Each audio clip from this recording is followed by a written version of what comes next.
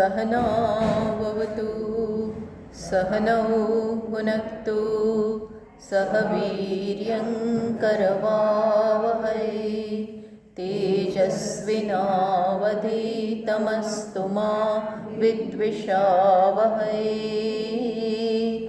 ॐ शान्तिः शान्तिः शान्तिः। ॐ पूर्णमतः पूर्णमिदं पूर्णात् पूर्णमुदच्यते पूर्णस्य पूर्णमादाय पूर्णमेवावशिष्यते। ॐ शान्तिः शान्तिः शान्तिः। श्रुतिस्मृतिपुराणानाम् आलयं करुणालयं नमामि भगवत्पादं शङ्करं लोकशङ्करं शङ्करं शङ्कराचार्यं केशवं बादरायणं सूत्रभाष्यकृतौ वन्दे भगवन्तौ पुनः पुनः। ईश्वरो गुरुरात्मेति मूर्तिभेदविभागिने व्योमवद्व्याप्तदेहाय दक्षिणामूर्तये नमः। ॐ पार्थाय प्रतिबोधितां भगवता नारायणेन स्वयं व्यासेन ग्रथितां पुराणमुनिना मध्ये महाभारतम् अद्वैतामृतवर्षिणीं भगवतीम् अष्टादशाध्यायिनीं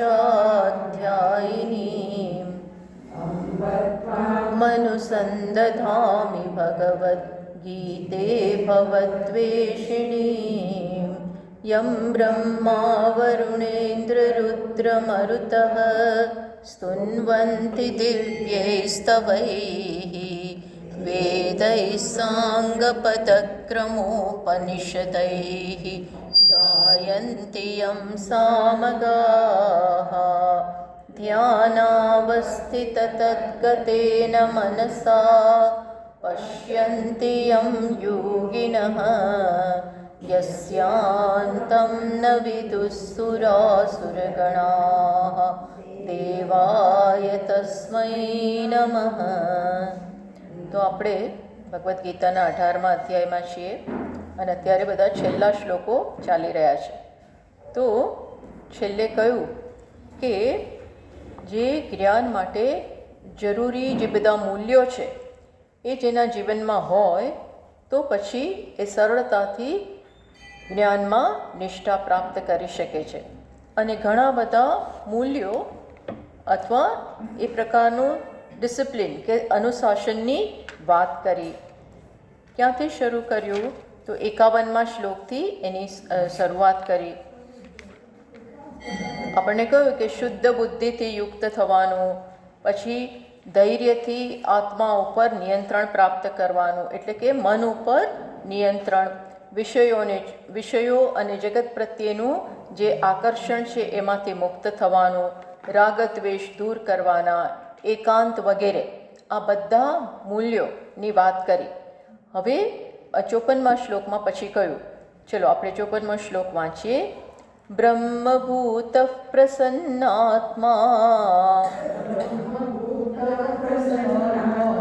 ન શોચતિ ન કાંક્ષતિ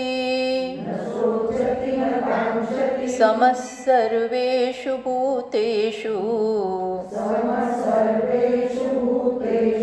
મદ્ભક્તિં લભતે પરામ. તો આ બધા અનુશાસનથી, આ બધા મૂલ્યોથી જે આગળ કહેવાઈ ગયા 51થી 53મા શ્લોક સુધીમાં જે બધા મૂલ્યોની કે ડિસિપ્લિનની કે સાધનાની, એક સાધક એક મુમુક્ષુ જે જીવનમાં આ પ્રકારે સાધના કરે છે એને શું પ્રાપ્ત થાય છે તો એની વાત કરે છે. બ્રહ્મભૂત એ શું બની જાય છે? બ્રહ્મ જ. બ્રહ્મમાં જ બ્રહ્મ જે હવે અત્યાર સુધી ધ્યેય હતું એ હવે ધ્યેય નથી રહેતું. એ શું બની જાય છે? એનું પોતાનું સ્વરૂપ એ છે જ, એનું એને જ્ઞાન થાય છે. પરિણામે શું થાય છે? પ્રસન્નાત્મા, એ પ્રસન્ન છે હંમેશા, ચીયરફુલ છે. ન શોચતી ન કાંક્ષતી, એને કોઈ શોક જન્મતો નથી કોઈ પણ બાબતનો. સાથે સાથે કોઈ અપેક્ષા રહેતી નથી. જગત પ્રત્યેથી, કોઈના પ્રત્યેથી કોઈ અપેક્ષા જ રહેતી નથી. અપેક્ષા ન રહેવી એ બહુ મોટી વાત છે. અપેક્ષા ક્યારે ન હોય? જ્યારે પોતાનામાંથી બધું પ્રાપ્ત થતું હોય ત્યારે જ અપેક્ષામાંથી મુક્ત થઈ શકાય. અને બીજું શું થાય છે? સમસ્ત સર્વેષુ ભૂતેષુ મદભક્તિમ પરામ મદભક્તિમ લભતે. બધા જ ભૂતોમાં, બધા જ લોકોમાં, બધા જ ભૂત પ્રાણી માત્રમાં એ પોતાને સુખ થાય કે પોતાને દુઃખ થાય તો કેવું થાય એવી રીતે બધાને જુએ છે. એવી રીતે બધાને જ જુએ છે. અને એવું ક્યારે થાય? જ્યારે બધા પ્રત્યે પ્રેમ હોય, સ્નેહ હોય, અનુકંપા હોય, ત્યારે આવું થાય. તો એ વાત કરે છે. ધીમે ધીમે આ શું બતાવે છે? અંતઃકરણ શુદ્ધિ પ્રાપ્ત થાય. જેમ જેમ જ્ઞાન માટેની તૈયારી થતી જાય, જ્ઞાન માટે, ભક્તિ માટે જે બધા ગુણો છે એ સાધકમાં આવતા જાય, તો કઈ પ્રકારનું એનું અંતઃકરણ બને, કઈ પ્રકારની એની જગત પ્રત્યેની દૃષ્ટિ, પોતાના પ્રત્યેની દૃષ્ટિ, ઈશ્વર પ્રત્યેની દૃષ્ટિ, આ બધી કેવી થઈ જાય. ટૂંકમાં જ્ઞાનનું પરિણામ, જ્ઞાનનું નવી દૃષ્ટિનું પરિણામ આપણને બતાવે છે. તો કયું? બ્રહ્મભૂત, બ્રહ્મ પ્રાપ્ત. બ્રહ્મ એટલે કે ઈશ્વર અથવા તો જે સર્વનો આત્મા છે એ બ્રહ્મ હવે એને પોતાનાથી અલગ માનતો નથી. એને પોતાનાથી અલગ એ નથી માનતો.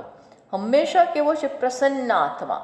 પ્રસન્ન આત્મા એટલે લબ્ધ અધ્યાત્મ પ્રસાદ. જો પ્રસન્નતા આપણે કહીએ એટલે આવતી નથી. આપણે ધારીએ તો પણ આપણે પ્રસન્ન ઘણીવાર ન બની શકીએ. પ્રસન્નતા હું કહી ના શકું કે હું હંમેશા પ્રસન્ન રહીશ. આપણે કહી નથી શકતા. તો કોણ પ્રસન્ન ના રહે? મને કહો. બધા જ આનંદમાં રહે. જો પોતાના કહેવાથી કે ધારવાથી પ્રસન્ન રહેવાતું હોત તો બધા જ કહી દે ને કે બસ હવેથી હું પ્રસન્ન રહીશ. પણ તરત કોઈક અપમાન કરે, મારું ધારેલું ન થાય તો તરત આપણો મૂડ જતો રહે. કોઈક ન બોલાવે, ન બેસાડે. ટૂંકમાં નાનામાં નાની વાતથી મોટી વસ્તુ, મોટા જીવનમાં જે ઉથલ પાથલ થાય કે તરત આપણી પ્રસન્નતા જતી રહે, આનંદ જતો રહેતો હોય છે અજ્ઞાનમાં, અવિવેકમાં. પણ આ વ્યક્તિને નથી થતું. ન શોચતી ન એ સમજાવે છે. ન શોચતી એટલે શું? શોક નથી કરતો. એટલે ક્યારે ક્યારે શોક નથી કરતા? તો ભાષ્યકાર સમજાવે છે, કિંચિત અર્થ વૈકલ્યામ, કંઈક એને જોઈતું હોય એ ન થાય, જોઈતી વસ્તુ પ્રાપ્ત ન થાય, જોઈતું ન થાય, જોઈતી વસ્તુ પ્રાપ્ત ન થાય. તો અર્થ વૈકલ્યમ આત્મન વૈગુણ્યમ છે, અથવા પોતાનામાં પણ કંઈક ન થાય. ઘણીવાર છે ને, મોટા ભાગે આપણને આપણા પ્રત્યે બી બહુ અપેક્ષા હોય છે, પોતાના પ્રત્યે ઘણી અપેક્ષા. હવે એવું ન થાય, હું ધારું કે હું આટલું કરીશ, વહેલો ઉઠીશ, આટલું ભગવાનનું નામ લઈશ, આટલું વોક માટે જઈશ, આટલી એક્સરસાઇઝ કરીશ, આ બધું કેટલુંય આપણે વિચારી રાખ્યું હોય, એમાંનું અડધું ન થાય તો આપણા પ્રત્યે જ આપણને નફરત જન્મે, આપણી જાતને દોષ દેવા માંડીએ, આવું બધું થાય. અને પરિણામે આપણે આપણા જાત સાથે જ નાખુશ થઈ જઈએ. બીજાને કારણે તો નાખુશ થઈએ જ છીએ, નાની નાની વાતે, મોટી મોટી વાતે, પણ આપણી જાત સાથે નાખુશ થઈ જઈએ. તું જો કરવું તું પણ ના થયું એને મૂડ જતો રહે. સરસ આજે રસોઈ બનાવી હતી પણ થઈ જ નહીં ને, ટાઈમ જ ના મળ્યો ને. આવી અનેક વાત, આજે સરસ પૂજા કરવી છે પણ થઈ જ નહીં, ટાઈમ જ ના મળ્યો, મૂડ જ ના આવ્યો. ટાઈમ મળે ને બેસીએ તો એ મૂડ ના આવે. આજે સરસ ધ્યાન કરવું છે પણ આજે ધ્યાન વખતે તો એટલો મનમાં કકડાટ ચાલ્યો. ધ્યાન સરસ કરવું હોય પણ ધ્યાન થાય જ નહીં. આવું બધું થાય એટલે ના ખુશ થઈ જઈએ. તો કે છે આને કોઈ અપેક્ષા જ નથી, કોઈ અપેક્ષા નથી રહેતી. કેમ? આપણે જોઈશું. એ પોતાની સાથે પ્રસન્ન છે. આ પ્રસન્નતા ક્યાંથી આવે છે? આત્મા પ્રસન્ન સ્વરૂપ છે. આત્મા ને પ્રસન્ન બનવાનું નથી. આત્મા ઓલરેડી પ્રસન્નતા સ્વરૂપ, આનંદ સ્વરૂપ. તો પછી શું જોઈએ?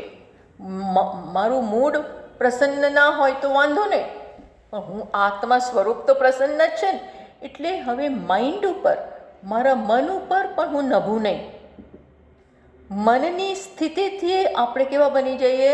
સ્વતંત્ર. એટલે કે છે કે ન શોચતી ન કાંક્ષતી વૈગુણ, ન શોચતી ન સંતપ્યતે ન કાંક્ષતી. કોઈ અપેક્ષા જ નથી કોઈના પ્રત્યે, પોતાના ક્યાંયથી કોઈ અપેક્ષા નથી. અપેક્ષા હોય ને એટલે એ અપેક્ષાનો, જેમની પાસેથી અપેક્ષા છે એ મારું નિયંત્રણ કરે, એ મને કંટ્રોલ કરે. આપણો રિમોટ કંટ્રોલ, ટીવીનો રિમોટ કંટ્રોલ આપણા હાથમાં હોય એટલે આપણે ઈચ્છીએ એ પ્રમાણે ચેનલ બદલીએ, સોની કરીએ, ઝી ટીવી કરીએ, જાતનું કરતા રહીએ. આ શો ના ગમ્યો તો આ ન ગમ્યો તો આ, એમ કરી આપણી ઈચ્છા અનુસાર બધું બદલાવીએ. આને શું કહેવાય? રિમોટ કંટ્રોલ આપણા હાથમાં હોય. તો અપેક્ષા જ્યારે હોય, જેના પ્રત્યેથી અપેક્ષા છે, આશાઓ છે, એમના હાથમાં કોનું રિમોટ કંટ્રોલ આવી જાય? મારું. મને સુખી કરવો, દુઃખી કરવો, મારો મૂડ બરોબર હોય કે ન હોય, એનું રિમોટ કંટ્રોલ એ કોણ નિયંત્રિત કરે? બીજા. પણ હું આપું છું ત્યારે ને, હું જ્યારે આપું, તમે નક્કી કરો મને ખુશ કરવા કે દુઃખી કરવા. એટલે એ નક્કી કરે કે ભાઈ આજે તો નહીં થાય તમારા પ્રમાણે, ક્યારેક કરું તમારા પ્રમાણે, આજે નહીં કરું, નહીં બોલાવું, સારી રીતે નહીં એમનો મૂડ, એમનોય મૂડ. એટલે આપણી સાથે સરખો વ્યવહાર ન કરે. જેવો સરખો વ્યવહાર ન કર્યો કે આપણે અસ્વસ્થ, અશાંત, કારણ કે મારી અપેક્ષા પૂરી થઈ નહીં. સમજ પડે? પરતંત્રતા, આ ખરી પરતંત્રતા છે. બાકી ઘડપણ આવે અને માંદા પડીએ અને આપણે પરતંત્ર બીજા ઉપર શારીરિક સ્તરે થઈ જઈએ, એ એક વસ્તુ છે. એમાં તો છે ને માણસો મળી જાય, તમે પૈસા ખર્ચવા તૈયાર હોવ તો મળી જાય. એ બધી પરતંત્રતા મોટી વસ્તુ નથી.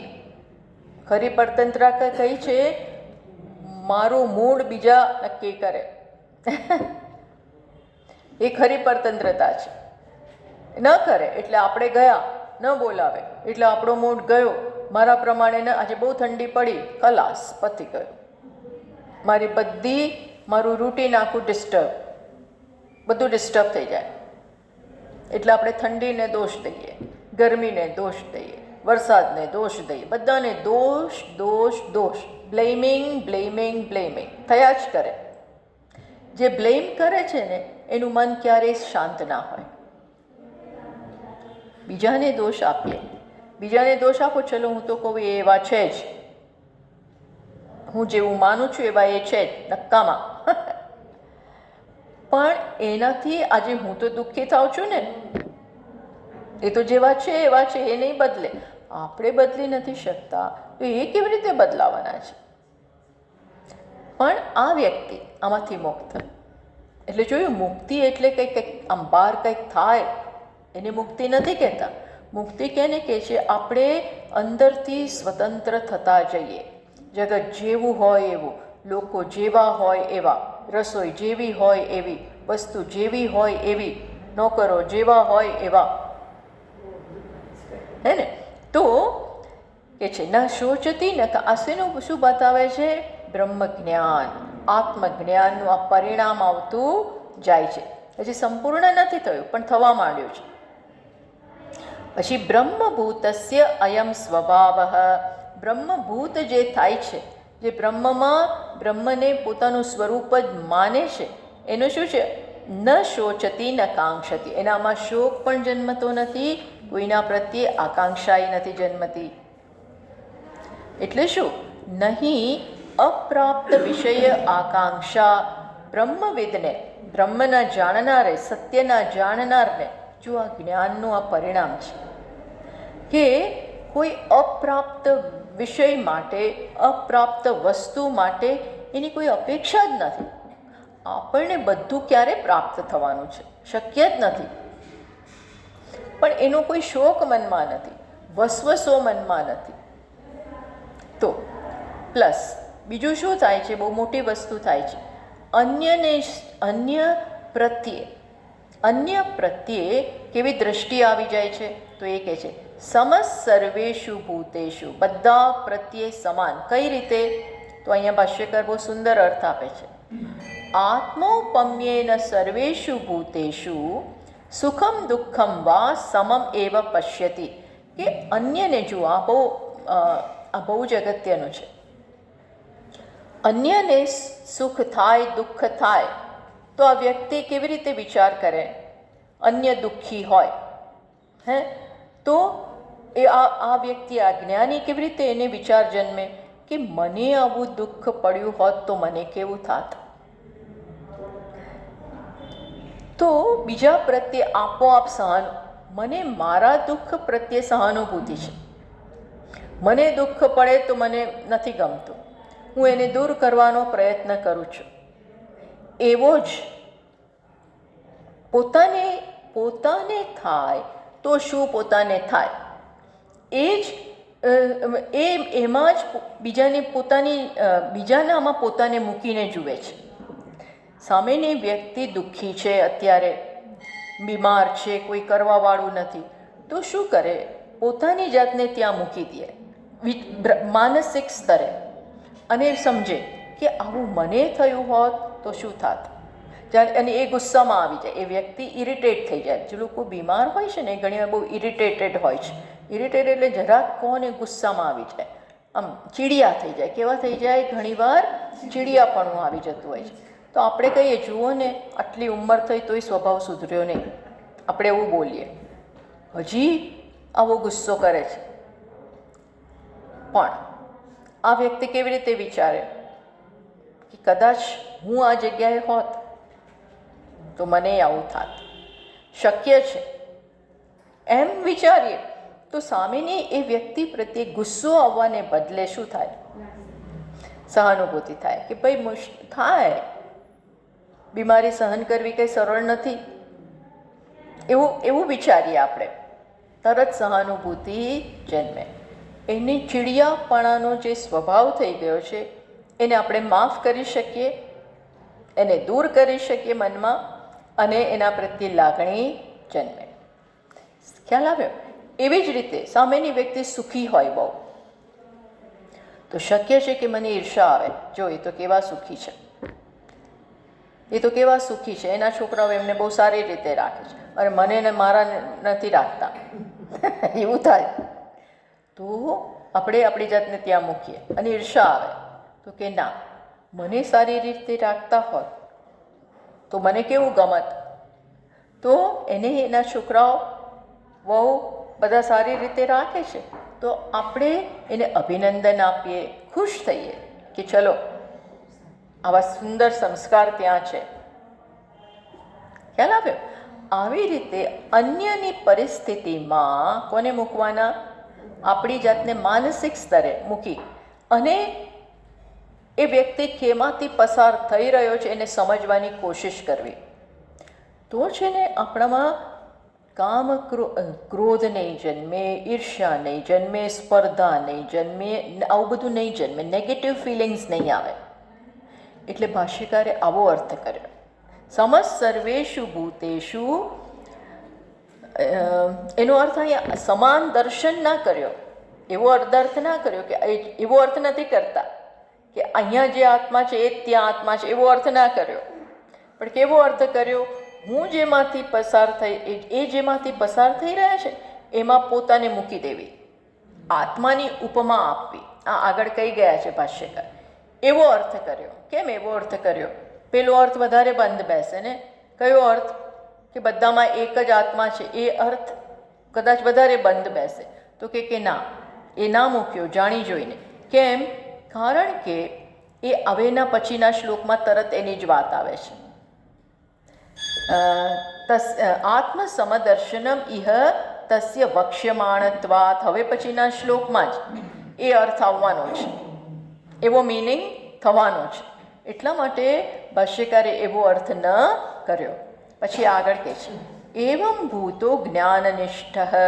આવી રીતે જે જ્ઞાનમાં નિષ્ઠ થતો જાય છે એને શું પ્રાપ્ત થાય છે? મદ ભક્તિમ લભતે પરામ. મારામાં ભક્તિ પ્રાપ્ત થાય છે. મયી પરમેશ્વરે ભક્તિમ ભજનમ. મારામાં ભક્તિ પ્રાપ્ત થાય છે. હવે જુઓ, આમ એક બાજુ કહે છે કે આ જ્ઞાની થઈ ગયો છે, જ્ઞાનમાં નિષ્ઠા પ્રાપ્ત કરી રહ્યો છે.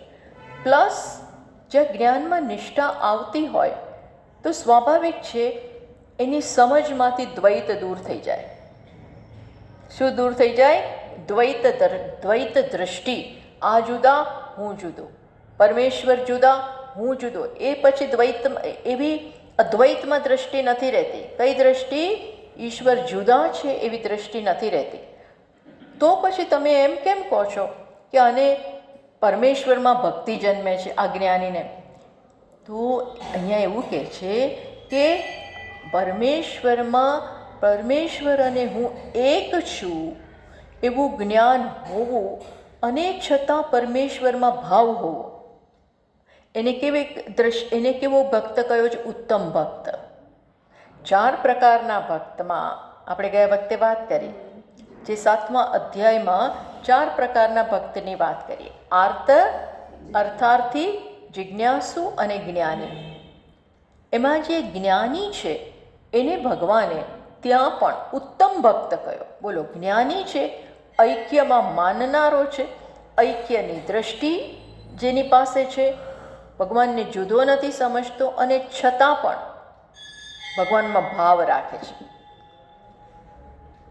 નરસિંહ મહેતા જ્ઞાની હતા, છતાં પણ ભજન કરતા હતા. ઐક્ય એટલે ભગવાન જતો ના રહે. ભગવાન આટલા સંસ્કાર જે છે ભગવાનને ભજવાના વર્ષોના, એ સંસ્કાર જતા નથી રહેતા. ભગવાનને પછી આત્મ સ્વરૂપે ભજો. એમાં ખોટું શું છે? ભગવાનને હું બહાર ભજું છું એ જ ભગવાન મારા હૃદયમાં છે. છતાં પણ હું સર્વજ્ઞ નથી. જ્ઞાની તત્વને જાણે છે. તાત્વિક દ્રષ્ટિએ જ્ઞાની અને ઈશ્વર એક છે, બંનેમાં તત્વ એક છે. પણ ઉપાધિની દ્રષ્ટિએ તો અલગ છે ને. ભગવાનની ઉપાધિ કેવી છે? બધું જ જાણે, બધું જ જ્ઞાન, બધી જ શક્તિ એમનામાં છે. જ્ઞાની તત્વને જાણે છે, પણ જ્ઞાની સર્વજ્ઞ નથી, સર્વશક્તિમાન નથી. એ ના કરી શકે. અહીં વરસાદ આવતો હોય તો જ્ઞાની એમ ના કહી શકે રોકાઈ જા. ભગવાન કરી શકે. પેલા જયદ્રથને મારતી વખતે ભગવાને કહ્યું કે સૂર્યાસ્તને રોકી દીધો, જરાક કંઈક કર્યું એવું કંઈક. તો એ જ્ઞાની ના કરી શકે. કેમ? સર્વશક્તિમાન નથી. તાત્વિક દ્રષ્ટિએ એક. ખ્યાલ આવે છે? ડિફરન્સ ખબર પડે છે? તો આવું જાણતા હોવાને કારણે જ્ઞાની લોકો પણ ભગવાનને ભજતા હોય. કોઈ સાચો જ્ઞાની ભલે ભગવાનથી દ્વૈત નથી અનુભવતો, ભગવાનને જુદા નથી સમજતો, છતાં પણ ભગવાનને ઉડાડી ના મૂકે,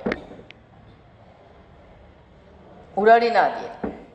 એ જાણે છે કે ભગવાન જ સમગ્ર જગતનું સંચાલન કરે છે. એ હું ના કરી શકું. કારણ કે સંચાલન કરવું, શક્તિ હોવી, એ બધું ભગવાનની ઉપાધિ એમના વેશમાં છે.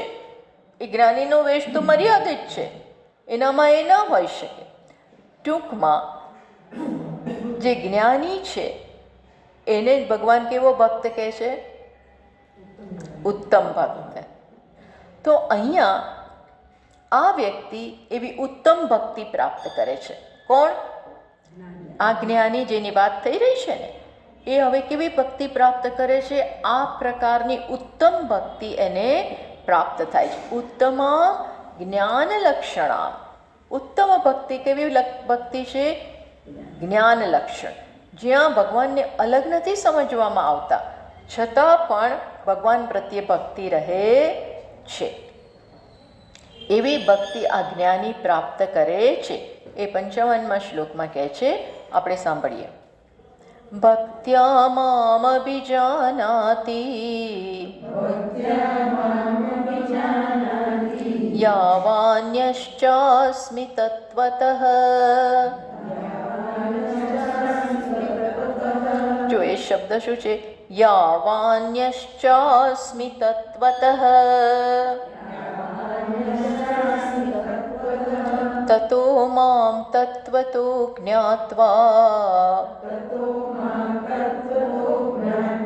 વિશતે તદનંતરમ. તો જ્ઞાન લક્ષણા ભક્તિની વાત કરે છે. ભક્ત્યા મામ અભિજાનાતિ. ભક્તિને કારણે ભગવાન માટે સ્નેહ હોવો બહુ મોટી વસ્તુ છે. તો જ ભગવાનની કૃપા પ્રાપ્ત થાય. કૃપા ક્યારે પ્રાપ્ત થાય? જ્યારે ભગવાન સાથે તમારું કંઈક તાદાત્મ્ય હોય, કંઈક સેવા હોય, કંઈક નહીં વ્યવસ્થિત ભગવત પરાયણ આપણે બન્યા હોય, તો ભગવાનની કૃપા પ્રાપ્ત થાય. એટલે પછી શું થાય? ભક્ત્યા મામ અભિજાનાતિ. ભક્તિને કારણે આ મને હવે જાણે છે. કોને જાણે છે? મને જાણે છે એટલે કોને જાણે છે? પરમેશ્વરને. પરમેશ્વરને જાણે છે ભક્તિને કારણે. પરમેશ્વરને જાણવા એટલે શું? એ અહીંયા કહે છે. યાવાન યહ ચ અસ્મિ તત્વતઃ. શબ્દ શું છે? યાવાન યહ ચ અસ્મિ તત્વતઃ. એટલે શું? યાવાન એટલે હું જેવો છું, હું જે છું. યાવાન એટલે હું જે છું. જે એટલે શું? હું ક્યાં ક્યાં વિસ્તરેલો છું. ટૂંકમાં મારા સગુણ સ્વરૂપને જાણે છે, મારો વિસ્તાર જાણે છે. શું જાણે છે આ ભક્ત? ભગવાનનો વિસ્તાર. અને યાવાન યહ ચ અસ્મિ એટલે હું જે છું એ પણ જાણે છે. હું જેવો છું અને જે છું. હું જે છું અને જેવો છું. આ બંને વસ્તુ આ ભક્ત ભક્તિને કારણે જાણે છે. ભગવાન જે છે અને ભગવાન જેવા છે. એટલે એનું સગુણ સ્વરૂપ, નિર્ગુણ સ્વરૂપ બંને જાણે છે. આ જ્ઞાનને કારણે તતો મામ તત્વતો જ્ઞાત્વા. આ રીતે મને તાત્વિક દ્રષ્ટિએ જાણીને મારામાં પ્રવેશ કરે છે. તદનંતરમ મામ વિશતે. તરત મારામાં પ્રવેશ કરે છે. એટલે હવે આ જોઈશું આપણે કે પ્રવેશ એટલે શું? આમ ખરેખર એક રૂમમાંથી બીજા રૂમમાં પ્રવેશીએ એ રીતે? તો કે ના. આ પ્રવેશ કેવો છે? જ્ઞાનથી પ્રવેશ. જ્ઞાનથી પ્રવેશ. અત્યાર સુધી એ પોતાને જુદો માનતો તો ઈશ્વર કરતા, ઈશ્વરથી. એ હવે શું જાણે છે? હું ઈશ્વર, જગત બધું એક છીએ. તાત્વિક દ્રષ્ટિએ આ જ્ઞાન એને થાય છે. ટૂંકમાં આ કેવી ભક્તિ? જ્ઞાન લક્ષણા ભક્તિ એ પ્રાપ્ત કરે છે. આ કેવી ભક્તિ કહેવાય? જ્ઞાન લક્ષણ. કદાચ એક ભક્તને ભક્તિ હોય, કોઈ ભક્તને, પણ શક્ય છે કે એ ભક્ત ભગવાન સાથે પ્રેમનો સંબંધ ધરાવતો હોય, પણ એને એ ના ખબર હોય કે ભગવાનનું તત્વ અને મારું તત્વ એક છે. ભગવાન એટલે જગત એ પણ ના ખબર હોય. એ માત્ર એક મૂર્તિ પ્રત્યે કે કૃષ્ણ પ્રત્યે ભક્તિ ધરાવતા હોય. કદાચ એટલી પણ ખબર હોય કે સર્વત્ર એ જ ભગવાન રહેલો છે, પણ બધાનું ઐક્ય તાત્વિક દ્રષ્ટિએ બધું એક છે એ ન જાણતા હોય, તો એ જ્ઞાન લક્ષણા ભક્તિ કહેવાય? ન કહેવાય. તો હવે આ વસ્તુ સમજાવે છે. અહમ ભક્ત્યા મામ અભિજાનતી યાવાન, ભક્તિથી હું જે છું એ જાણવું એટલે શું? અહમ ઉપાધિકૃત વિસ્તરતો ભેદ યહ, મારો ઉપાધિ ભગવાન ઉપાધિની દૃષ્ટિએ, ભગવાનની ઉપાધિ એટલે શું? મારી ઉપાધિ એટલે તો આ એક શરીર. ભગવાનની ઉપાધિ એટલે શું? સમગ્ર જગત. સમગ્ર જગત. મને માત્ર આ જગત એટલે માત્ર અત્યારના કાળનું નહીં, પાસ્ટનું બધું જ, સતયુગ, ત્રેતાયુગ, દ્વાપર, કલિયુગ, બધું જ, અનેકો કેટલા યુગો આવીને ગયા, કેટલાય યુગો. આ બધું ભગવાનની ઉપાધિ કહેવાય. આ બધું શું કહેવાય? ભગવાનની ઉપાધિ. ઉપાધિ મીન્સ એમનું શરીર, એ કહેવાય. તો આ એ જાણે છે. અહમ ઉપાધિકૃત વિસ્તરો ભેદ યહ ચ અહમ વિધ્વસ્ત સર્વ ઉપાધિ ભેદ. તો માત્ર આટલું જ નથી જાણતો. હવે જુઓ, ધ્યાન આપો. માત્ર ભગવાન ક્યાં ક્યાં વિસ્તરેલો છે, કયા કયા દેશમાં, કયા કયા કાળમાં, સર્વ દેશ, સર્વ કાળ, સર્વ ગુણ બધા કોના છે? ભગવાનના. આ તો એ જાણી ગયો. હા, પ્લસ શું જાણે છે? ટૂંકમાં આ થયું ભગવાનનું કેવું રૂપ થયું? સર્વ ગુણ, સર્વ વિશેષવાળું, સર્વ ગુણવાળું ઈશ્વરનું આ રૂપ થયું. ઈશ્વરના બે રૂપ, સગુણ, નિર્ગુણ. તો આમાં જે વાત કરી એ કયું રૂપ થયું? સગુણ. ગુણ સહિતનો ઈશ્વર, વિશેષતા સહિતનો ઈશ્વર. આ તો એ જાણે જ છે. પ્લસ યહ ચ અસ્મિ, બીજું કે છે યહ ચ, યાવાન અને યહ, હું જે છું અને જેટલો છું, આ બધું જાણે છે. તો યાવાનની અર્થ સમજાવી દીધો કે ઉપાધિની દ્રષ્ટિએ હું જેટલો છું એ સમજાવ્યો. પછી કે છે હું વાસ્તવિક સ્તરે જે છું. એટલે હવે શું બતાવે છે? ભગવાનનું નિર્ગુણ સ્વરૂપ શું છે? આ તો સગુણ સ્વરૂપ થયું. નિર્ગુણ એ કોણ? ઉપાધિ સહિતના રૂપ તો સમગ્ર જગતમાં ભગવાન વિસ્તરેલો છે. વિસ્તાર, જેમ ભગવાને 11મા અધ્યાયમાં પોતાનું વિશ્વ રૂપ દર્શન કરે એ બરોબર. પણ એ બી કેવું છે? એ આવનારું છે, જનારું છે. એમાં વિકાર થાય છે, બદલાય છે.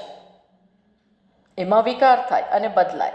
પણ શેમાં બદલાવ ન આવે, શેમાં કોઈ ચેન્જ જ ન આવે, નિત્ય જે રહે, એને શું કહેવાય? એ પણ આ જ્ઞાની જાણે છે. બંને જાણે છે. તો શું? સર્વ ઉપાધિ વિધ્વસ્ત સર્વ ઉપાધિ ભેદ, જેમાં કોઈ ભેદ નથી, કોઈ ઉપાધિ નથી. એ કોણ છે? ઉત્તમ પુરુષ, જેનો 15મા અધ્યાયમાં વાત કરી ભગવાને કે ત્રણ પુરુષ છે. કેટલા પુરુષ છે? 15મા અધ્યાયમાં વાત કરી કે 3 પુરુષ. એક પુરુષ કયો? ક્ષર પુરુષ, એટલે આ બદલાનારું જગત. પછી બીજો પુરુષ એટલે બીજું ભગવાનનું રૂપ કયું? આ બધાનું જે કારણ, માયા સહિતનો ઈશ્વર. અને ઉત્તમ પુરુષ એ કોણ? આ બંનેથી અલગ, જ્યાં કોઈ ઉપાધિ નથી, જ્યાં કોઈ વેશ નથી, જ્યાં કોઈ વિશેષતા નથી, જ્યાં કોઈ દેશ નથી, કાળ નથી, કર્મ નથી, કરતા નથી, કોઈ કરતા કોઈ ઉપાધિ, વેશ કશું જ નથી. એ ભગવાન કહે છે એ ઉત્તમ પુરુષ. એને એ ઉત્તમ પુરુષ ક્યાં રહેલો છે? દરેકનો આત્મા. દરેકનો આત્મા. તો આ વ્યક્તિ આઈ જાણે છે. ભક્તિને કારણે, કઈ ભક્તિ? જ્ઞાન લક્ષણા ભક્તિને કારણે આ વ્યક્તિ હવે આ જાણી જાય છે ભગવાનનું સગુણ સ્વરૂપ, તદુપરાંત નિર્ગુણ સ્વરૂપ. નિર્ગુણ સ્વરૂપ આત્મરૂપે જાણવાનું છે. હું એ છું. આકાશ કલ્પ, કેવું છે? આકાશ સમાન. આકાશમાં ગુણ છે. એક ગુણ છે. કયો? એક ગુણ આકાશમાં છે. શબ્દ. આ શબ્દની આપલે ક્યાં થાય છે? આકાશમાં. આકાશનો ગુણ ગણાય છે. ઓકે. પણ ભગવાનમાં તો એકેય ગુણ નહીં. એટલે ઉપમા આપી આકાશની. પણ એ તો કંઈક દ્રષ્ટાંત માટે, કંઈક આત્માની સૌથી નજીકનું દ્રષ્ટાંત આકાશ એટલે આપણે વાપરે છે, પણ એ સંપૂર્ણપણે નથી. એમાં એક ગુણ છે, એટલે અલ્ટિમેટલી તો એ પણ નહીં, પણ એના જેવું. એટલે કોઈ આકાશ કલ્પ આવા ભગવાનના નિર્ગુણ સગુણ તેમજ નિર્ગુણ રૂપને મામ અદ્વૈતમ ચૈતન્ય માત્ર એક રસમ. હું કેવો છું? ચૈતન્ય માત્ર, ચિત ચિત ચિત, એ જ હું છું. અજમ અજન્મા. આ કયું છે ભગવાનનું રૂપ? નિર્ગુણ, ઉપાધિ રહિતનું, દેશકાળ રહિતનું, વિશેષતા રહિતનું. કેવું છે? અજમ. હું કેવો છું? અજન્મા. કોઈ જન્મ જ નથી આત્માનો. That is the truth. એ વાસ્તવિક સત્ય છે. અજરમ, અને જન્મ જ ના હોય તો વૃદ્ધાવસ્થા આવે, ઘડપણ આવે, કશું ના આવે. એટલે ઘડપણ ક્યાં છે? શરીરમાં, આપણને નહીં, આત્માને નહીં. એટલે કોઈ દિવસ માનવું જ નહીં કે હું ઘરડો છું. વૃદ્ધાવસ્થા મને છે? નો, નોટ અલાઉડ, નોટ એક્સેપ્ટેડ. અજરમ અમરમ. હું તો કેવો છું? અમર. એટલા માટે જ પ્રજાપતિએ છંદોગ્ય ઉપનિષદમાં જાહેર કર્યું ને કે જે આત્માને જાણે છે એ અજર અમર બની જાય છે. અજર અમર બનતા નથી, અજર અમર છીએ એ ખબર પડે છે. ખબર પડે છે. અભયમ. આવા આત્મામાં ભય છે એનો? કોઈ ભય છે અહીંયા? જો ભય બીજું હોય ને તો ભય થાય, એ કંઈક લઈ લેશે, મારશે, કરશે. આપણે એકલા હોય તો નોકરનો ડર લાગે કે એની મતિ બગડી ગઈ ને આપણને કંઈક કરશે તો. અથવા આપણા જ ઉંમરનો ડર લાગે, આપણને કંઈક થઈ જશે એનો ડર હોય. પણ એક માત્ર છીએ અને એમાં કાંઈ થતું નથી, શરીર જ જ્યાં નથી. હવે આવી સમજ હોય તો આત્મા કેવો થઈ જાય? અભયમ અનિધનમ. અનિધનમ એટલે જ્યાં મૃત્યુ નથી, એન્ડ નથી. આ કયું રૂપ થયું? તાત્વિક રૂપ. આ કયું રૂપ થયું? યથાર્થ રૂપ, તાત્વિક રૂપ. એના માટે આ બધા જુદા જુદા શબ્દો છે. તાત્વિક કહો, નિર્ગુણ કહો, યથાર્થ કહો, પારમાર્થિક કહો, બધું એક. આ એવા સ્વરૂપને પણ આ વ્યક્તિ શું થાય છે? જાણી જાય છે. જાને ખબર પડી ગઈ ભગવાનનું એક સગુણ રૂપ, એટલે આંખો ખોલે અને જગતને જુએ તો એ શું માને કે હા, આ બધું હું છું, ભગવાન છે. અખિલ બ્રહ્માંડમાં એક હરિ જૂજવે રૂપે અને અનેક ભાસે. પણ એ મારું જ રૂપ છે. અને પોતાની સાથે હોય, ધ્યાન કરતો હોય ત્યારે શું જાણે? નિર્ગુણ ચિદાનંદ રૂપ શિવોહમ શિવોહમ. આ બંને જાણી ગયો. યાવાન અને યહ બંને જાણી ગયો. બસ તતો મામ એવ તત્વતો જ્ઞાત્વા. આ રીતે જાણ્યું તો શું થાય? જ્ઞાત્વા વિશતે તદનંતરમ મામ એવ. એ મારામાં પ્રવેશ કરે છે. પ્રવેશ કરે છે. પ્રવેશ કર્યો ખરેખર? પ્રવેશ તો કર્યો નથી, પણ અત્યાર સુધી નહોતી ખબર ને આ બધી, એટલે એવું લાગે કે જાણે હવે ખબર પડી એટલે હવે પ્રવેશ થયો. પણ આ વાસ્તવિક પ્રવેશ નથી. આ તો શું છે? ભ્રમનું જવું અને વાસ્તવિકતા જોવી. અત્યાર સુધી જેને સર્પ માનતા હતા એ પૂર્ણ પ્રકાશમાં ખબર પડી કે શું છે? દોરડી છે. તો સર્પ જતો રહ્યો એવું કહેવાય, પણ આપણે કહીએ છીએ સર્પ જતો રહ્યો અને રજ્જુ આવી. પણ સર્પ ગયો જ નથી અને રજ્જુ આવી નથી. હંમેશાથી રજ્જુ જ હતી. પણ ભ્રમને કારણે એવી એક ફિલિંગ જન્મે. એ સેન્સમાં કહ્યું કે બસ પછી તરત મારામાં પ્રવેશ કરે છે. ભગવાન કહે છે મારામાં પ્રવેશ. મારામાં પ્રવેશ નથી, પ્રવેશ તો હતો જ, પણ આપણને પ્રવેશ નામની વસ્તુ જ નથી. હું હંમેશા આ તત્વ તો છું જ, પણ ભ્રમને કારણે આવું લાગે. ભ્રમનું જવું ત્યારે આવું લાગે કે જાણે કે પ્રવેશ કર્યો. ન અત્ર જ્ઞાનાંતર પ્રવેશ ક્રિયે ભિન્ને.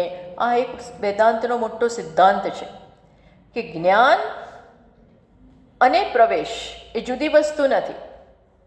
જ્ઞાન થવું અને પછી ભગવાનમાં પ્રવેશ, તત્વમાં પ્રવેશ, આ જુદી વસ્તુ નથી. ભિન્ને વિવક્ષિતે જ્ઞાત્વા વિશતે તદનંતરેતિ કિમ તર્હિ. તો કેમ, તો શું છે? તો કે છે ફલાંતર અભાવ જ્ઞાન માત્રમ. અહીંયા શું છે, જાણે કે આવું થાય છે એવી એક ફિલિંગ જન્મે છે. 10મો માણસ ખોવાઈ ગયો હતો. જ્યાં સુધી એવું લાગ્યું કે ખોવાઈ ગયો છે, એટલે જ્યારે કહ્યું કે તું જ 10મો છે, ત્યારે શું થયું? હાશ મળી ગયો. પણ કોણ હતું? હંમેશાથી હું જ હતો. પણ મળી ગયો એવો ખરેખર શબ્દ પ્રયોગ ના થાય. પણ કેમ તથાપી આપણે કહીએ છીએ 10મો મળી ગયો. જ્યારે 10મો ખોવાઈ ગયો છે અને વડીલ બતાવે છે, બધા ચિંતામાં છે, અને વડીલ કહે છે કે ભાઈ 1 2 3 4 5 6 7 8 9 ને 10, 10મો તું છો. એટલે શું થાય? હા હવે મળી ગયો. હા, હું મારી જાતને જ છું. મળી ગયો બોલીએ છીએ, પણ એ કોણ છે? હું જ છું. એ રીતે આ જાણે કે ફળ જુદું હોય એવું લાગે છે, પણ જુદું છે નહીં. પણ આને કારણે એક પ્રશ્ન જન્મે છે. પૂર્વ પક્ષ આ વસ્તુ ક્લિયર કરવા માટે એક પ્રશ્ન જન્મે છે પૂર્વ પક્ષમાં. પૂર્વ પક્ષ એટલે સામેવાળાનો પક્ષ જે આ સ્વીકારતા નથી. એ લોકો આનો વિરોધ કરે છે. શું વિરોધ કરે છે એનું હું તમને હાર્દ કહી દઉં.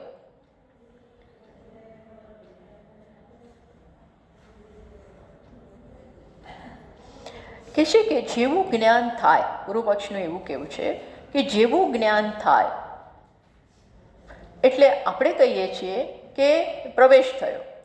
તો કે છે પ્રવેશની તમે જ્ઞાન નિષ્ઠાની જે વાત કરો છો, એ જ્ઞાન નિષ્ઠા તો તરત થઈ જાય. એને જ્ઞાન નિષ્ઠા વસ્તુ ધીમે ધીમે થતી હોય છે. કેવી રીતે થતી હોય છે? આપણે એક વખત સાંભળી લીધું, પછી નિષ્ઠા ક્યારે આવતી હોય? ધીરે ધીરે ધીરે. જાણે ઘણીવાર તો વર્ષોના વર્ષો નીકળી જતા હોય છે. એટલે પૂર્વ પક્ષનું કહેવું છે જ્ઞાન થવા સાથે આ સીધો પ્રવેશ થઈ જાય. તો એમાં વાર કેમ લાગે છે? જ્ઞાન નિષ્ઠામાં વાર કેમ લાગતી હોય છે? તો તરત થવી જોઈએ એવું એને કહેવાનું છે. અને આપણે શું કહે છે? જ્ઞાન નિષ્ઠાથી ધીરે ધીરે ધીરે આત્મજ્ઞાન થતું હોય છે. તો કે એવું કેમ? એવું ના થવું જોઈએ. એટલે એનો ભાષ્યકાર સિદ્ધાંતી જવાબ આપે છે, નૈષ દોષ, આમાં કોઈ દોષ નથી. કેમ?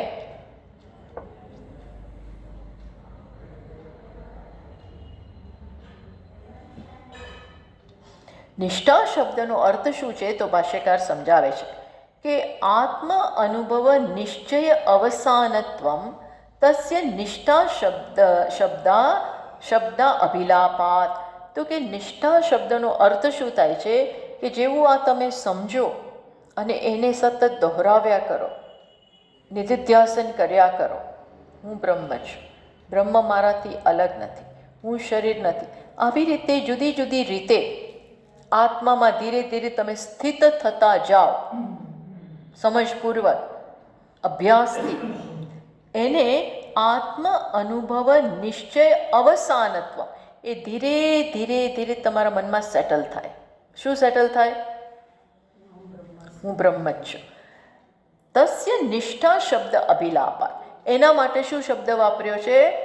નિષ્ઠા. એના માટે નિષ્ઠા. આપણે કહીએ છીએ ને જ્ઞાનમાં નિષ્ઠા પ્રાપ્ત કરી રહ્યા છે, ટૂંકમાં હજી થયું નથી. અપરોક્ષ જ્ઞાન સંપૂર્ણપણે થયું નથી. પરોક્ષ જ્ઞાન બધું જ છે, પણ સામાન્ય રીતે જોવામાં આવે છે કે આ વસ્તુ હું બ્રહ્મ છું એ કહ્યું અને તરત થઈ જવું જોઈએ. ખરેખર તો કહ્યું અને તરત શું થવું જોઈએ? હું બ્રહ્મ છું, બસ પતી ગયું. જે તૈયાર હોય ને એકદમ જે તૈયાર છે એને એકવાર કહેવા માત્રથી થઈ જાય જ્ઞાન. થિયોરિટિકલી એવું થાય, પણ બધા જ જાણે છે કે એવું મોટા ભાગે નથી થતું. કોઈક એકદમ પુણ્યશાળીમાં એવો કોઈક હોય, રેરમાં રેર, નચિકેતા જેવો. કોણ? એવો માત્ર એક થઈ ગયો. કોણ? નચિકેત. રેરેસ્ટ ઓફ રેર, જેને કીધું ને જ્ઞાન થઈ ગયું. પણ એ તો એકદમ ચબરાક હતો. પ્લસ અનેક જન્મના તપશ્ચર્યા અને જ્ઞાનની સાધના અને બધું હશે. એટલે કીધું 8 જ વર્ષનો છે અને તોય યમરાજ એની પાછળ પડી ગયો. યમરાજે આ જ્ઞાન એની ઉંમર જોઈને આપવા માગતા જ નહોતા કે તને શું આ બધું જ્ઞાન આપવાનું, તું તો હજી બાળક છો, તારી પાસે હવે મોટી મોટી વાતો કરાય જ નહીં, તને તો રમકડા આપવાના હોય. શું આપવાનું? રમકડા. એવું એને બહુ પ્રયત્ન કર્યો, પણ પહેલાંને કશું જોઈતું જ નહોતું. ઉંમરથી નાનો છે, સમજથી નાનો નથી. એટલે એને કહેવું કે ધર્મથી અલગ, અધર્મથી અલગ, ભૂતથી અલગ, ભવિષ્યથી અલગ, કાર્યથી અલગ, કારણથી અલગ એવો જે આત્મા છે ને એ તું જ છો. એનું બહુ સમજાવ્યું એને કઠોપનિષદમાં. તરત જ જ્ઞાન. શું થયું? તરત જ્ઞાન થયું. પણ સામાન્ય રીતે આ કેવી રીતે થતું હોય છે? વારંવાર કયા કરો. આવૃત્તિ અસકૃત ઉપદેશાત, વારંવાર સાંભળવું પડે. જેટલા આપણા અજ્ઞાનના સંસ્કાર વધારે, જેટલો અવિવેક વધારે, એટલા પ્રમાણમાં વાર લાગે આ બધી વસ્તુ થતાં. એટલે અહીંયા કહે છે પછી જેમ જેમ થતું જાય એમ શું કહે? નિષ્ઠા પ્રાપ્ત થવી. ધીરે ધીરે ધીરે ધીરે ધીરે સત્યમાં જ આપણે સેટલ થઈએ. એના માટે શબ્દ શું વાપરે છે? નિષ્ઠા. હા, તો એ કેવી રીતે થાય છે? શાસ્ત્ર આચાર્ય ઉપદેશેન જ્ઞાન ઉત્પત્તિ પરિપાક હેતુ. એના માટે આટલું જોઈએ. શું જોઈએ? પહેલાં તો શાસ્ત્ર અને આચાર્યનો ઉપદેશ. શાસ્ત્ર તો છે, ઉપનિષદો છે, ભગવદ્ ગીતા છે, ટૂંકમાં આ બધા શાસ્ત્રો. હા, એક. પછી એ શાસ્ત્ર કોના દ્વારા આવે આપણા જીવનમાં? આચાર્યો દ્વારા. એ જ સમજાવી શકે. આપણે જાતે આ બધા શાસ્ત્રો છે ને એ કંઈ નોવેલની જેમ ભણાય નહીં, નોવેલની જેમ વાંચી ના જવાય. નોવેલની જેમ આપણે, નોવેલ હોય ને તો આપણા હાથમાંથી છૂટતી જ નથી.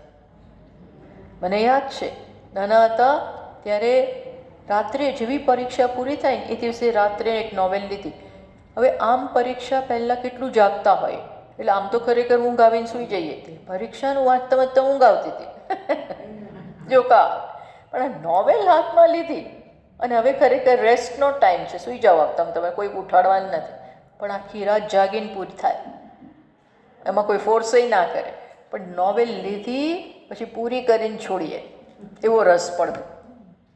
એમ શાસ્ત્રને એમ નોવેલની જેમ ના વાંચી જવાય, એમાં રસય ના પડે. 1 કલાક રસ નથી પડતો તો 1 કલાક રસ ના પડતો તો નોવેલની જેમનો તો પ્રશ્ન જ ક્યાં ઊભો થાય છે? 1 કલાકમાં કેટલાય ઊંઘ આવે, કેટલું આમ થાય, કેટલું આમ થાય, ક્યારે પૂરું થશે, ક્યારે પૂરું થાય, 11:30 ક્યારે થાય, 11:30 એવું થતું. પણ શાસ્ત્ર આચાર્ય ઉપદેશેન, શાસ્ત્ર અને આચાર્યના ઉપદેશ દ્વારા સાંભળતા જાઓ એમ એનો પરિપાક થાય, પાકે બરોબર. પછી બીજા કારણો પણ છે સાથે સાથે. કહ્યું તો આપણને હમણાં જ કહી ગયા, બુદ્ધ્યા વિશુદ્ધયા યુક્ત. હમણાં જ જે આપણે ચર્ચા કરી ને, શુદ્ધ બુદ્ધિ, એકાંત, ધીરજ, આ બધા સાધનાના આ બધા દ્વારા સાધના કરી હોય અને અમાનિત્વમ, અદંભિત્વમ વગેરે મૂલ્યો હોય, આ બધા મૂલ્યો હોય ત્યારે ધીમે ધીમે શેનું જ્ઞાન થાય? ક્ષેત્રજ્ઞ પરમાત્મા એકત્વ જ્ઞાન. ક્ષેત્રજ્ઞ એટલે હું, એ જ પરમાત્મા છે. અહીંયા રહેલો જાણનારો, આ શરીરને જાણનારો, ક્ષેત્રમ જાનાતિ તે ક્ષેત્રજ્ઞ, એ અને પરમાત્મા એક જ છે એ જ્ઞાન થાય. સાથે સાથે એ જ્ઞાન મીન્સ વોટ? કર્ત્રાદિકારક ભેદ બુદ્ધિ નિબંધન.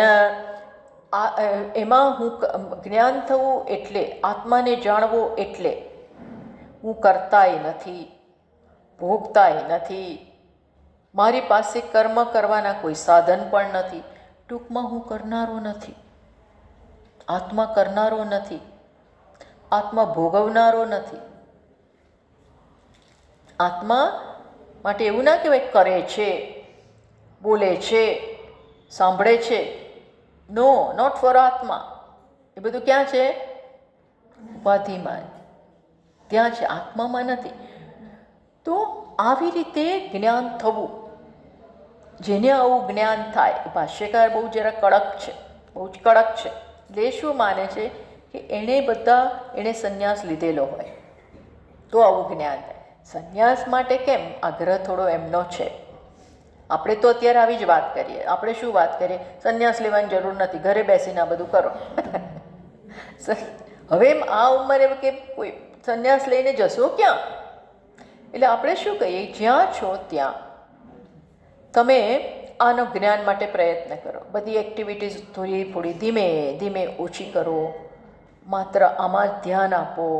આમ કરીને આપણે વાત કરી. પણ ભાષ્યકાર એ જમાનામાં જ્ઞાન માટે શું માનતા કે બધી એક્ટિવિટીઝ છોડી દે, બધું છોડી નાખે અને સંન્યાસ લઈ લે. પણ સંન્યાસ લઈને માત્ર આ એક જ કામ કરવાનું, જ્ઞાન જ્ઞાન જ્ઞાન જ્ઞાન. ત્યારે શું જન્મે? સ્વાત્મ અનુભવ નિશ્ચય રૂપેણ ધીરે ધીરે હું જ પરમાત્મા છું, હું જ આત્મા છું એવો નિશ્ચય જન્મે. શું જન્મે? આવો નિશ્ચય કે હું જ પરમાત્મા છું, હું જ આત્મા છું, હું જ અકર્તા છું, અભોગતા છું. આ જે જન્મે અને ઠરે એને શું કહેવાય? પરાજ્ઞાન નિષ્ઠા. એને શું કહેવાય? આત્મ અનુભવ નિશ્ચય રૂપેણ યત અવસ્થાનમ સા પરાજ્ઞાન નિષ્ઠા ઇતિ ઉચ્યતે. એને જ્ઞાન નિષ્ઠા કહેવાય. નિષ્ઠા એવા કહેવાય નિતરામ સ્થિતિ, જ્યાં બહુ સારી રીતે તમે સ્થિત રહો. જતી રહે એને નિષ્ઠા ના કહેવાય. 4 દિવસ ક્લાસ ન ભર્યો અને આપણે બધું ભૂલી ગયા, આત્માને ભૂલી ગયા, એને નિષ્ઠા ના કહેવાય. પણ આ તો નિતરામ સ્થિતિ, ત્યાં બરોબર સ્થિત રહો, હું આત્મા છું. એ જાય જ નહીં, એ જ્ઞાન જાય નહીં, એ વૃત્તિ જાય નહીં. એને કહેવાય. પછી હવે ગોખવું ના પડે હું આત્મા છું, આત્મા. એ બધોનો સવાલ જ નથી. આ સ્વાભાવિકતા રહે એને કહેવાય જ્ઞાન નિષ્ઠા. તો અહીંયા એ જ્ઞાન નિષ્ઠાની વાત કરે છે. આપણે હજી થોડું બાકી છે. આ 55મા શ્લોકનો આટલો વિષય એ આપણે નેક્સ્ટ ટાઈમ લઈએ. ઘણું થોડું બાકી છે, પણ એ જરા ચર્ચા છે, થોડી સરસ ચર્ચા છે. થોડું અઘરું છે આમ જોઈએ તો, પણ આપણે એને ઓપ્શનમાં કાઢી ના શકીએ. ઓપ્શનમાં ના કઢાય. એટલે આપણે નેક્સ્ટ ટાઈમ એમાં આગળ વધીએ. ઓમ પૂર્ણમદ પૂર્ણમિદં પૂર્ણાત પૂર્ણમુદચ્યતે પૂર્ણસ્ય પૂર્ણમાદાય પૂર્ણમેવાવશિષ્યતે. ઓમ શાંતિ શાંતિ શાંતિ. શંકરં શંકરાચાર્યં કેશવં બાદરાયણં સૂત્રભાષ્યકૃતૌ વંદે ભગવन्तौ પુનઃ પુનઃ. ઈશ્વરો ગુરુરાત્મેતિ મૂર્તિભેદવિભાગિને વ્યોમવદ્વ્યાપ્તદેહાય દક્ષિણામૂર્તયે નમઃ. ઓમ શાંતિ શાંતિ શાંતિ. હરિ ઓમ. શ્રી ગુરુભ્યો નમઃ. હરિ ઓમ.